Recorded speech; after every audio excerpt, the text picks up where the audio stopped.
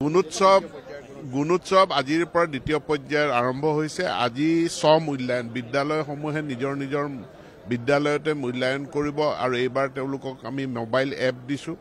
Mobile এপত তেওঁলোকে বহুতখিনি ডাটা এণ্ট্ৰি কৰিব, যিখিনি এক্সটাৰ্নেল ইভালুৱেটৰে চেক কৰি এপ্ৰুভ কৰিব। 20, 21, 22 এই তিনিটা দিনত আমাৰ বহিৰ্মূল্যায়ন হ'ব। প্ৰায় 15 লাখ ছাত্ৰ ছাত্ৰীৰ মূল্যায়ন এই দ্বিতীয় পৰ্যায়ৰ গুণোৎসৱত অনুষ্ঠিত হ'ব। মই সকলোকে সহায় সহযোগিতাৰ বাবে আহ্বান জনাইছোঁ। হয়, নিৰ্দিষ্টভাৱে আমি এইবাৰ এডিশ্যনেলি যে ইউনিফৰ্মৰ গুণাগুণৰ ওপৰতো এটা নম্বৰ দিয়াৰ ব্যৱস্থা কৰিছোঁ, যাতে কাৰণ আমি ইউনিফৰ্মৰ কোৱালিটিটো আমি ইম্প্ৰুভ কৰিব বিচাৰিছোঁ।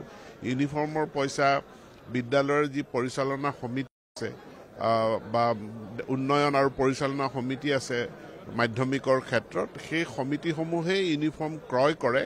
গতিকে আমি তাৰ ওপৰতো এটা নম্বৰ দি তাৰো এটা ইভালুৱেশ্যন আমি কৰিব বিচাৰিছোঁ। আমি অলৰেডি 36,000 ট্ৰেন্সফাৰ আমি সম্পন্ন কৰিলোঁ। আইনখনতে এইটো কথা লিখা আছে যে এই বদলীকৰণ বন্ধৰ সময়ত হ'ব। গতিকে আগন্তুক গৰম বন্ধৰ সময়ত আমাৰ দ্বিতীয় পৰ্যায়ৰ বদলীকৰণবিলাক হ'ব আৰু তাৰ কাৰণে আবেদন গ্ৰহণ কৰাৰ বাবে পৰ্টেলটো আমি 2 এদিনতে খুলি দিম।